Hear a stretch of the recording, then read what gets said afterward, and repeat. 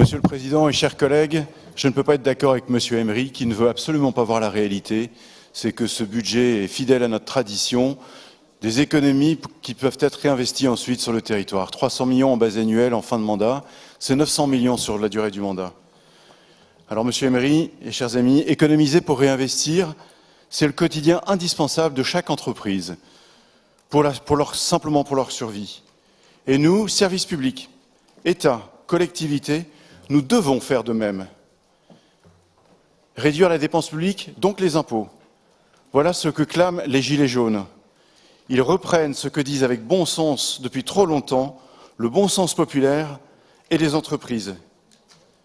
Comment effectivement dépenser plus que ce que l'on gagne?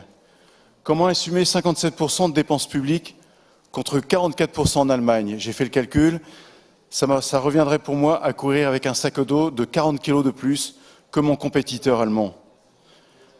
Notre pays est exsangue, trop d'impôts, trop peu de compétitivité et du chômage.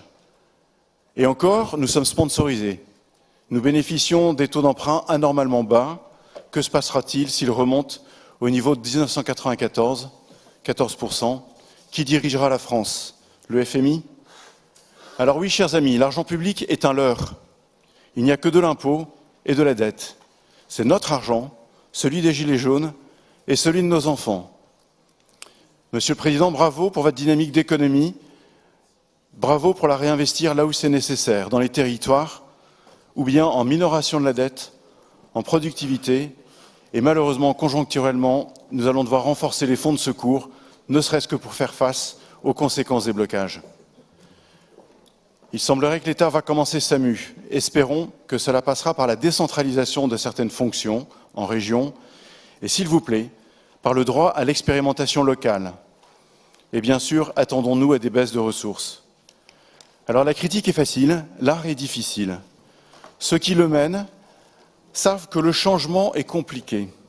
Nous sommes tous pour le changement. Nous sommes tous pour la réduction des dépenses publiques, mais pas pour moi, pas pour mon territoire, pas pour mon entreprise. Je suis, à titre personnel, né dans le commerce et je suis donc conscient que 57% de mes clients sont financés par l'argent public. Les enjeux sont importants et ça va être compliqué. Dans les entreprises familiales, la jeune génération fait toujours face à une question. Êtes-vous héritier ou bien êtes-vous actionnaire, acteur, à l'action? Notre choix au Conseil régional est fait, à l'action, depuis le premier jour de ce mandat.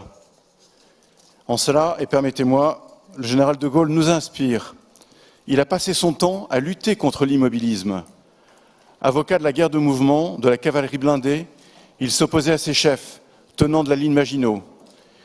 Il a eu l'audace d'un gouvernement d'unité nationale en 1949, le courage de la décolonisation, l'ambition de la Ve République, l'intuition de l'élection directe du président au suffrage universel. Alors oui, lutter contre le confort de l'immobilisme, ça demande de la lucidité pour voir et pour vaincre ses peurs. Cela demande des convictions et du courage pour renverser les dogmes. Oui, Monsieur le Président et chers collègues, chers vice-présidents, je nous encourage à poursuivre par ce budget cette route tracée. Un budget n'est pas un droit à consommer, mais une limite maximum. Et nous avons le droit de continuer à remettre en cause, réformer, améliorer, faire mieux pour nettement moins cher. Et souvenons-nous que toutes les défaites se résument par deux mots, trop tard. C'est le cas pour le président Macron. En région, nous avons donné le ton dès le départ, alors continuons, gardons ce cap avec ambition.